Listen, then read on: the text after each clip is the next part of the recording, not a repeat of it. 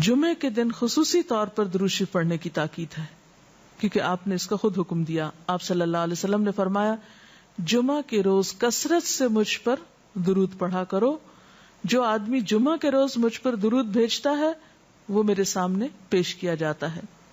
اسی طرح دعا سے پہلے، دعا کے بعد، پھر جہاں کہیں آپ کا نام لیا جا رہا ہو یا لکھا جا رہا ہو یا کسی بھی طرح آپ کا ذکر آئے وہاں آپ کے لیے درود پڑھنا. اسی طرح مسجد میں داخل ہوتے وقت درود شریف پڑھنا، مسجد سے نکلتے وقت درود شریف پڑھنا، پھر نماز سے فارغ ہونے کے بعد درود شریف پڑھنا. یعنی ایک تو نماز کے اندر ہے، لیکن نماز سے فراغت کے بعد، پھر اسی طرح ہر مجلس میں آپ پر درود پڑھنا ضروری ہے. پھر اسی طرح صبح و شام کے اوقات میں، یعنی یہ تمام مواقع ایسے مواقع ہیں جس میں آپ درود شریف پڑھ سکتے ہیں. اور موقع کوئی ہو یا نہ ہو، دن یا رات کی گھڑیوں میں سے جس گھڑی میں آپ چاہیں، جب چاہیں، چلتے پھرتے، کام کاج کرتے، آپ اللہ کے رسول صلی اللہ علیہ وسلم کو یاد کر سکتے ہیں، آپ کے لیے درود اور سلام پڑھ سکتے ہیں. نبی صلی اللہ علیہ وسلم پر درود شریف پڑھنے کے کئی صیغے ہمارے ہاں مشہور ہیں. اس میں کچھ تو وہ ہیں جو آپ صلی اللہ علیہ وسلم سے ثابت ہیں، اور کچھ ایسے ہیں کہ جو لوگوں نے بعد میں خود بنا لیے ہیں. تو وہ ایسے تمام ورژن یا ایسی تمام عبارتیں جو لوگوں نے خود اس معنی کی بنائی ہیں، خواہ وہ عربی میں ہیں یا اردو میں ہیں، تو ان کو پڑھنے کی حد تک تو پڑھا جا سکتا ہے. یعنی اگر نثر میں کوئی ایسی عبارت موجود ہے جس میں آپ صلی اللہ علیہ وسلم کے لیے دعا کی گئی ہے یا آپ کی مدح کی گئی ہے یا آپ پر سلام بھیجا گیا ہے، خواہ وہ نثر میں ہو یا شعر میں، تو اس میں حرج تو کوئی نہیں. لیکن وہ چیز جو خود آپ صلی اللہ علیہ وسلم نے ہمیں سکھائی اور جو آپ کی طرف سے ہمیں ملی، اس کا مقام باقی ہر انسان کے کلام پر کہیں بلند ہے، کہیں زیادہ فائدہ مند ہے. تو وہ درود شریف جو مسنون ہے، وہ صیغہ جو آپ سے ثابت ہے، اس کا پڑھنا افضل ہے، وہی اصل درود ہے. اور باقی تو انسانوں کے خیالات یا جذبات کا اظہار ہے، خواہ وہ شعر میں ہو، خواہ وہ نثر میں ہو، خواہ وہ اردو میں ہو، خواہ پنجابی میں ہو یا کسی اور زبان میں ہو، وہ تو پھر انسانوں کے کلام ہے نا. تو جس طرح اللہ سبحانہ وتعالی کے کلام کو باقی تمام انسانوں کے کلام پر فضیلت ہے، اسی طرح نبی صلی اللہ علیہ وسلم کے کلام کو بھی باقی انسانوں کے کلام پر فضیلت ہے. ایک عام شاعر کتنی بھی خوبصورت بات کرے، لیکن اللہ کے رسول صلی اللہ علیہ وسلم سے آگے تو اس کی بات نہیں ہو سکتی. ایک عام انسان کتنے بھی خوبصورت انداز میں آپ صلی اللہ علیہ وسلم کا ذکر خیر کرے، لیکن وہ اس کے برابر تو نہیں ہو سکتا جو نبی صلی اللہ علیہ وسلم نے خود ہمیں دیا. تو بہترین صیغہ وہی ہے جو ہم نماز میں پڑھتے ہیں، جسے درود ابراہیمی کہا جاتا ہے، اور اس کا پڑھنا باعث اجر و ثواب ہے اور اس میں کوئی شک ہی نہیں. اسی طرح یہ چونکہ تھوڑا طویل ہے تو اس کو مختصر انداز میں بھی آپ پڑھ سکتے ہیں. مثلا صرف اگر آپ صلی اللہ علیہ وسلم کہہ رہے ہیں تو یہ بھی درست ہے، یہ بھی درود شریف مکمل ہے ایک طرح سے، اگرچہ مختصر ہے. اسی طرح اللہم صلی وسلم علی نبینا محمد، یہ بھی آپ پڑھ سکتے ہیں. صلی اللہ علی النبی الکریم کہہ سکتے ہیں.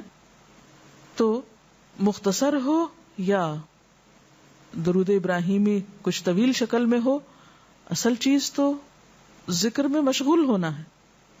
تعداد میٹر نہیں کرتی جتنا وہ احساس اور جذبہ اور عقیدت جو کہ درود شریف پڑھتے ہوئے آپ صلی اللہ علیہ وسلم کے لیے ہماری ہو سکتی ہے. تو ہمارے لیے دن میں بے شمار مواقع ایسے ہوتے ہیں کہ جس میں ہم درود شریف پڑھ سکتے ہیں. سب سے پہلا موقع تو خود نماز کا موقع ہے. اس وقت تک نماز مکمل نہیں ہوتی جب تک ہم اس میں درود شریف نہیں پڑھتے. پھر اسی طرح عام نمازوں کے علاوہ نماز جنازہ میں بھی درود شریف پڑھا جاتا ہے. پھر اذان کے بعد درود شریف پڑھا جاتا ہے.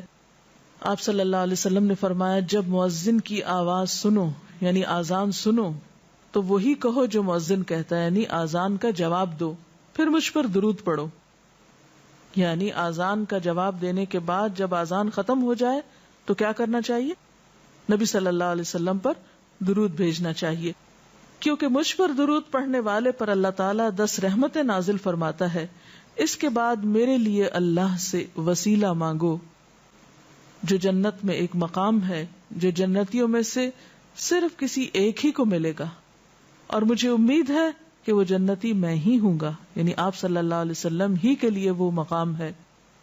اور آپ نے یہ بھی فرمایا کہ من سألی اللہ الوسیلہ، جس نے اللہ سے میرے لیے وسیلہ کی دعا کی، یعنی درود شریف کے علاوہ آت محمد الوسیلۃ دعا ہم پڑھتے ہیں، یہ دعا بھی پڑھی جانی چاہیے، تو جس نے یہ دعا پڑھی اس کے لیے میری شفاعت واجب ہو جائے گی، یعنی قیامت کے دن پھر میں اس کے لیے شفاعت کروں گا۔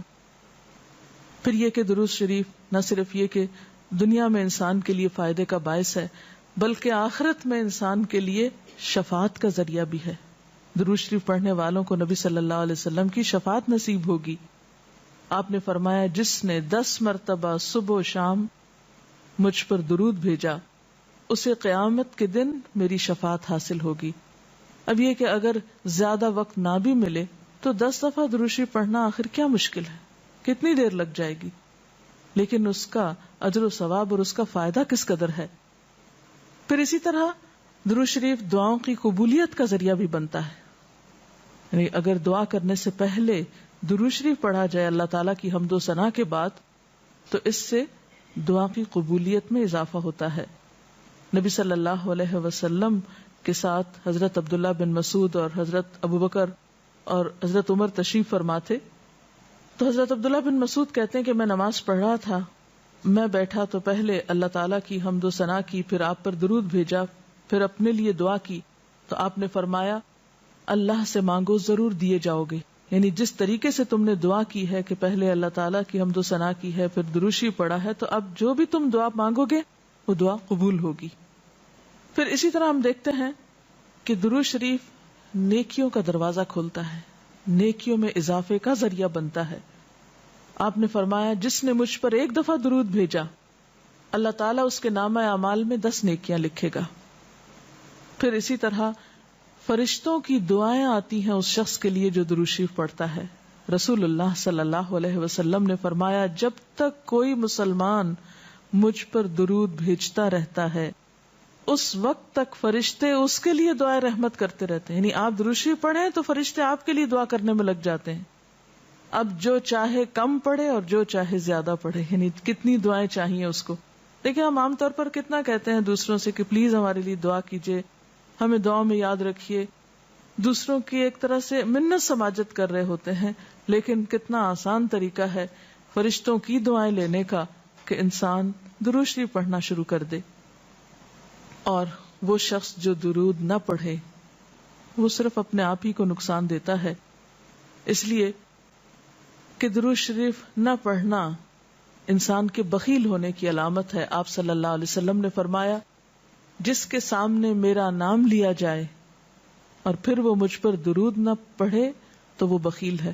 اس سے یہ بات بھی پتہ چلتی ہے کہ اگر ہم خود درود شریف نہیں بھی پڑھ رہے لیکن اگر کوئی اور آپ کا ذکر خیر کر رہا ہے یا کوئی اور درود شریف پڑھ رہا ہے اور اگر وہ بلند آواز میں پڑھ رہا ہے تو ہمیں بھی آپ کا نام سنتے ہی دل میں درود شریف پڑھنا ہوگا۔ یہ بھی آپ کے ادب میں سے ایک ہے۔ اور قیامت کے دن اس شخص کے لیے جو درود نہ پڑھے، درود کا نہ پڑھنا حسرتوں کا باعث ہوگا۔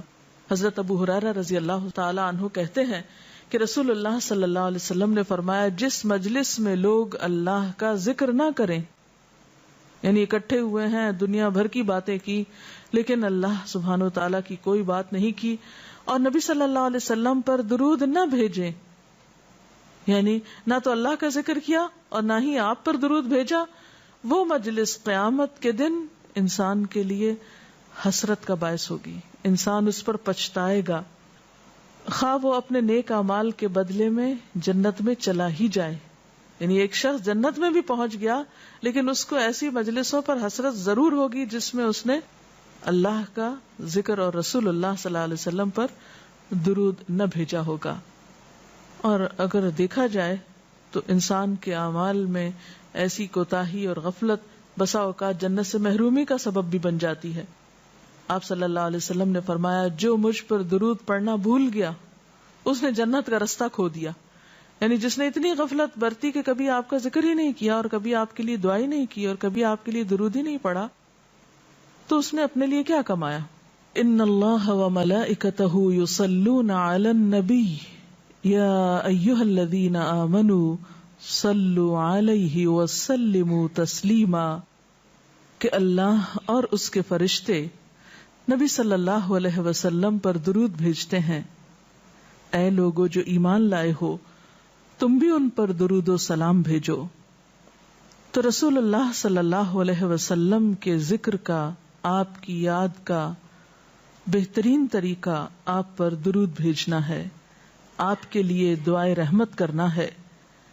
وہ عظیم ہستی جس پر اللہ رب العزت کی رحمت برستی ہے، جس کا ذکر اللہ سبحانہ و تعالی فرشتوں میں کرتے ہیں، جن پر فرشتے دعائے رحمت بھیجتے ہیں، آخر ان کا ذکر اور ان پر درود و سلام میں اور آپ کیوں نہ بھیجیں گے؟ آپ صلی اللہ علیہ وسلم پر درود بھیجنا خود ہمارے اپنے لیے باعث سعادت ہے، باعث رحمت ہے. آپ صلی اللہ علیہ وسلم اس کے محتاج نہیں. مشرق ہو یا مغرب، شمال ہو یا جنوب، دنیا کے گوشے گوشے میں آپ کا ذکر خیر ہو رہا ہے. دن رات، آذانوں میں، نمازوں میں، جہاں جہاں آپ کا نام لیا جائے. لیکن اگر ہم درود شریف پڑھتے ہیں تو اس کا فائدہ خود ہم ہی کو پہنچتا ہے، ہمارے اپنے لیے باعث رحمت ہے. تمام غموں، دکھوں، تکلیفوں، مصیبتوں اور پریشانیوں سے نکلنے کا راستہ ہے، درجات کی بلندی کا ذریعہ ہے. رسول اللہ صلی اللہ علیہ وسلم نے فرمایا، جس نے مجھ پر ایک بار درود بھیجا، اللہ تعالیٰ اس پر 10 مرتبہ رحمت نازل فرمائے گا.